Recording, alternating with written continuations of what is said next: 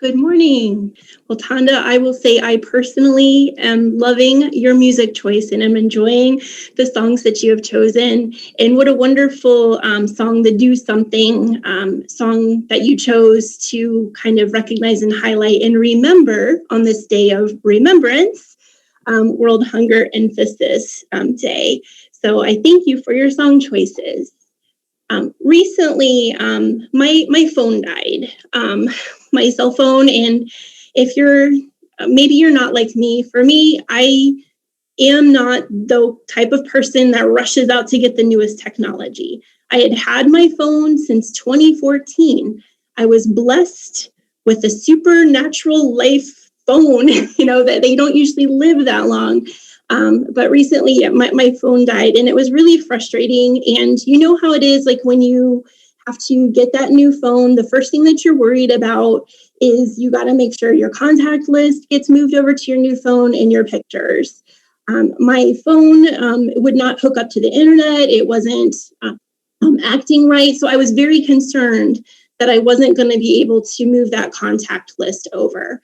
And there were some folks in that list that I wouldn't have their number otherwise, because, we don't keep written address books all that often anymore. And so what I did in frustration, I started just writing down all of the contacts that were in my contact list. And what began as a very frustrating task that I performed became a walk down memory lane. It was just this beautiful, almost sacred experience that as I went through the people that were in my contact list, there were colleagues in there that I haven't seen for a long time. Some of them have even passed on and I still have their contacts. There was church family and friends, all of Madison's soccer coaches. I mean, there's just all of these people that have played a significant enough role in my life that I chose to put them into my contact list. So this frustrating task became this beautiful, again, this walk down memory lane where I got to remember and honor maybe the peace that person that I carry with me that has made me who I am today.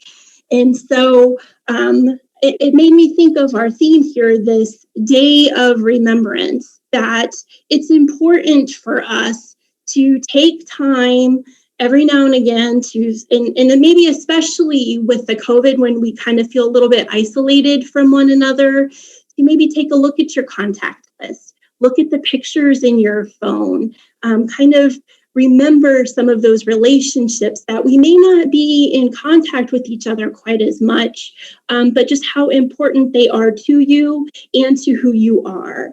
Because again, each one of those has played an impact on who you are today and possibly where you're going, who the future you is going to be. So this is a really important task, and it's even it's God's first command that he gave to the Hebrews on the day of the Passover. He said, this is a day for you to commemorate. This is a day for you to remember. So remembering the significant event, remembering significant people, it was God's first command to the Hebrews. It was very important to him.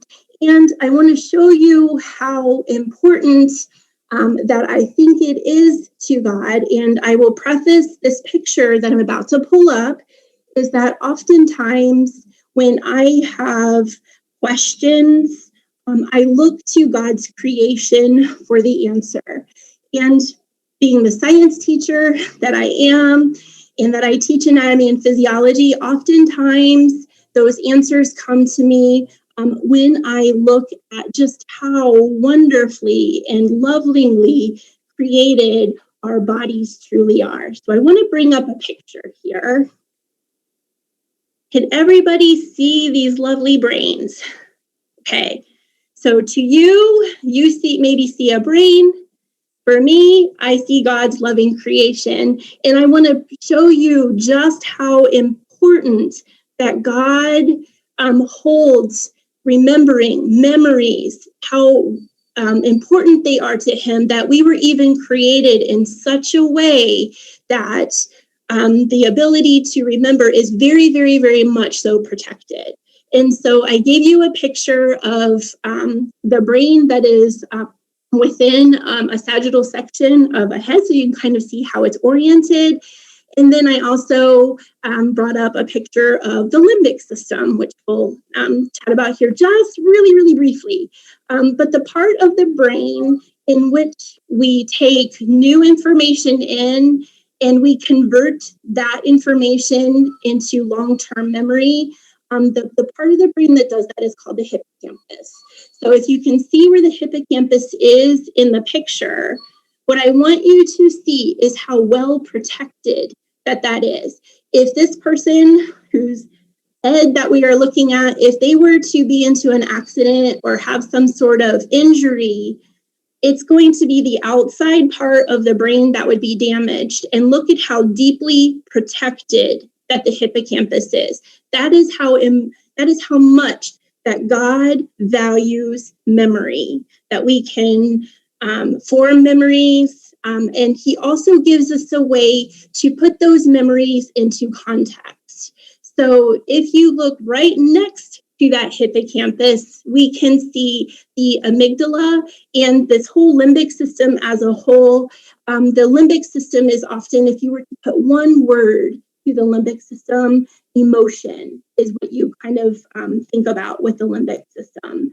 And so we don't want to have every occurrence that happens in our life become a long-term memory. We only want those most important, those most significant events to be stored into our brains as long-term memory. And typically those most important, those most significant events have some sort of an emotional context with them. And so God put side by side right there, memory and emotion right there together. And as if that wasn't enough, he also gives us a way to kind of pull those memories out of the memory banks.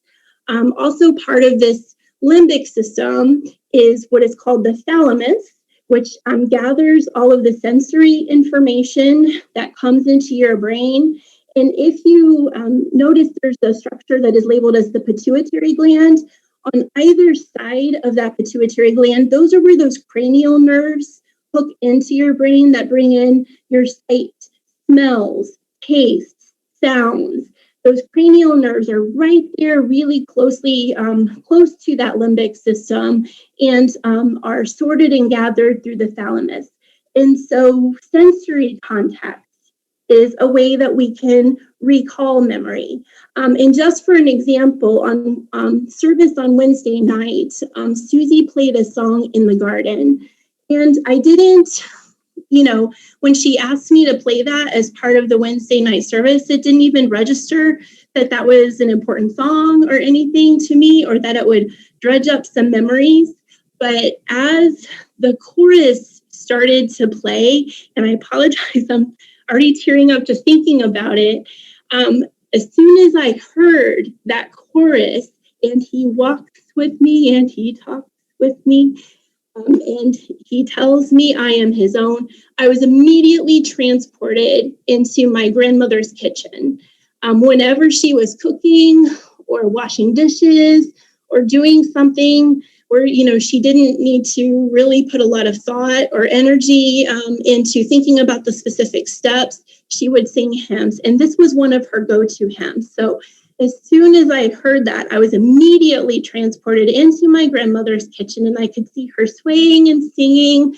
And, as soon as that line would come up and he tells me I am his own, she would always run over and give us a little hug. And so I didn't remember that was such an important memory to me. But as soon as that sensory, that auditory information, that sound, if we think about important events, there's usually food, which has smells and tastes. There's usually some sort of significant sensory input that helps us know that this is important. So enough of a anatomy lesson, but you may be wondering, why the heck is she talking about all of this? And I want to lead into our scripture story here for today. And what we are looking at here is we're continuing in Exodus. We're continuing Moses' story. And if we remember where we were, actually this time last month, Ruth was talking to us about Joseph, and Jim continued that conversation in how Joseph, through his visions and his dreams, he was able to bring Jacob and his family to Egypt to help them survive a really long famine. Okay, so without that, trip to Egypt, they would not have survived that famine. But they were welcomed. But as is sometimes the case, maybe with displaced peoples, and we do even see that in today, is maybe they overstayed their welcome. There is a little bit of a discrepancy on how long the Hebrews were in Egypt. But the scripture does tell us in Exodus that they were there for 4 generations. So there's, they're playing around with the idea that it could have been between 400 and to 450 years that they were in Egypt. So that's a really long time to visit and to seek shelter. And so there was strained relationships that happened, and ultimately the Egyptians enslaved the Hebrews. And last week, Marilee talked to us about Moses' burning bush experience, where he was tagged as it to lead the Hebrews out of Egypt. And so where we pick up with this week's scripture in Exodus is with the first Passover, or with the Passover. So if we kind of go back here, if we think about what Passover is that Moses was tasked to lead the Hebrews out of Egypt, and what God told him to do was to go to Pharaoh and tell him that unless he released the Hebrews, he was going to release 10 plagues. Why it had to be 10? That really drove the point home. You would think after plague 2, 3, possibly 4, they would have gotten it. But it took 10 plagues to actually drive that point home. And the 10th plague was a fatal sickness that would kill every firstborn male in Egypt. And the Pharaoh's son was included within that group. So what Moses told the Hebrews on the eve of their departure, on the night before that this 10th plague was going to happen, that each household or cluster of households was to slaughter a lamb. And so what they did is they slaughtered the lamb, and what they were supposed to do is they were going to take the blood, which the Hebrews considered to be the life of the animal. Blood was sacred. Blood belonged to God. The Hebrews were never supposed to eat blood. They weren't supposed to really do much with that blood. But what they were told to do was to collect the blood and to mark their doorposts and lintels with the blood of the lamb. And that would mark them as a Hebrew, that would mark them as one of God's people, and that the angel of death would pass them by. And then what they were supposed to do with the lamb that they had slaughtered is they would go ahead and roast that lamb and eat it with unleavened bread as their Passover meal. And what they were in, so that they had plenty of food, plenty of sustenance, so that when they did make their hasty departure, they would have the strength and energy to do so. And then whatever leftovers that they had, they were supposed to burn those leftovers the next morning as an offering of thanks to God for passing them by. So if you can imagine, okay, this event, I mean, if you can just close your eyes and picture what the folks must have been going through on that night. So there they are. They put their trust in God. that God told them that if they put the blood of the lamb on their doorposts, that the angel of death would pass them by. You can trust God, and they were obedient to God, but that would still, that would be so scary to know that the angel of death was coming. And they had seen the other 10 plagues. They knew that when God said a plague was coming, a plague was coming. And so, I just can't imagine the fear and the anxiety that they had as they shared that meal of roasted lamb and unleavened bread. And which you can, you also kind of put yourself in that position is maybe as you are eating that meal, that you maybe hear the anguish cries of the Egyptian mothers and fathers whose firstborn sons, were dying or got this sickness and died. So if you can imagine. So what God did is with his first Passover meal, this was his first command to the people of the Hebrews, that this is a day you are to commemorate for generations to come, and you shall celebrate it as a festival of the Lord, or to the Lord. So again, with that, what we just talked about with memory formation, God commanded them to remember this day for generations.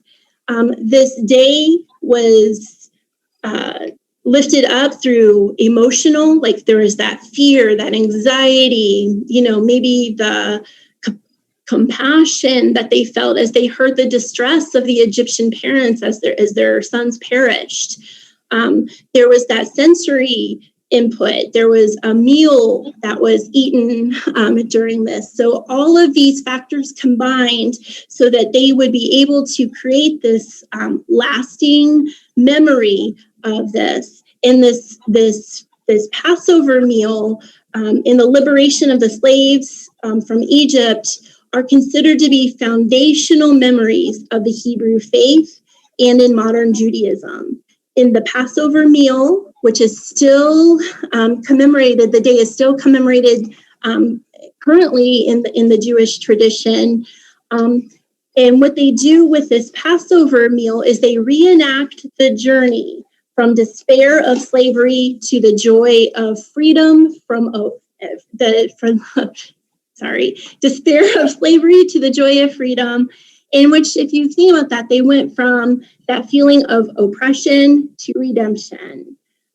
But they also know part of the reason they need to commemorate this, that this needs to be a day that must be remembered, is that their freedom came at a cost, a really high cost. The freedom came at the cost of the firstborn sons of the Egyptian people.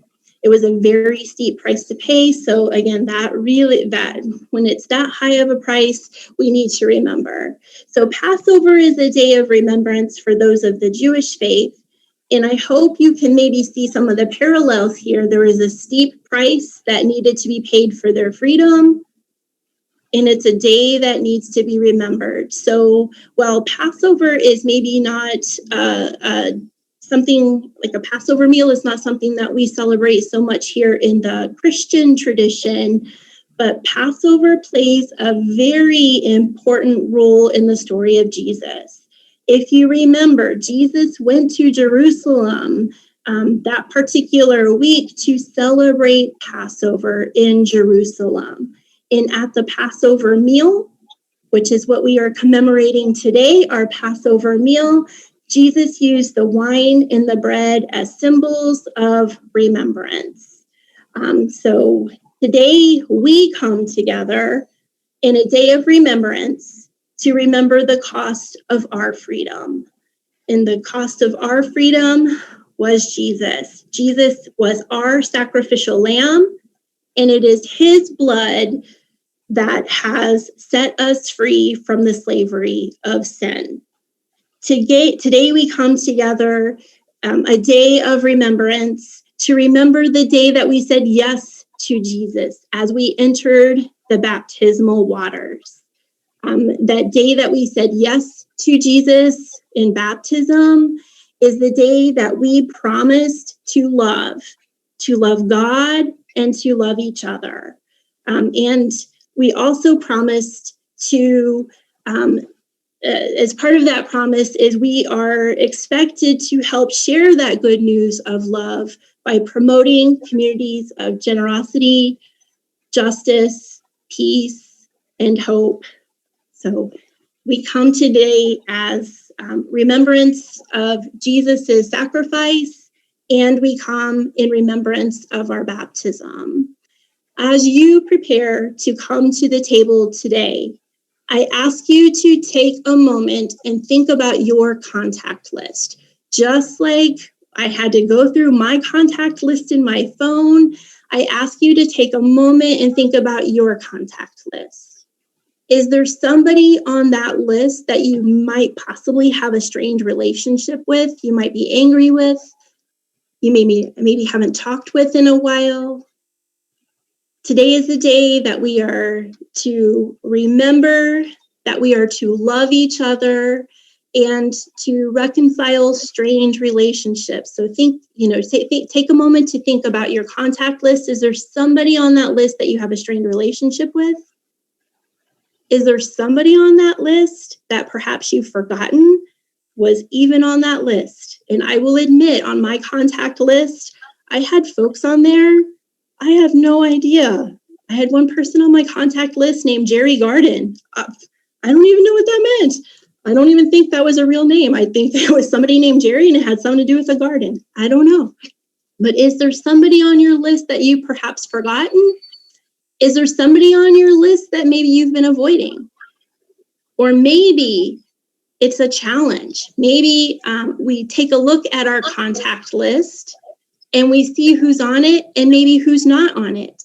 Because if we think about what our contact list is our go-to people. Are all the people on your contact list, maybe you're saying, do they look like you? Do they act like you? Are they of your same socioeconomic class? It's a challenge, perhaps, to take a look at our contact list and challenge ourselves to maybe expand that contact list to include others. But what I ask you to do, no matter what you do with that contact list, is bring whatever anger, shame, guilt, or whatever is holding you back from the table, bring it to the table and leave it. And as you are filled with God's grace, generosity, love, and peace, perhaps on this day of remembrance, you'll begin to remember why you put those people on your contact list. Remember the love you perhaps once felt for each one of those people on your contact list. And you will take the opportunity to reach out and reconcile. Thank you.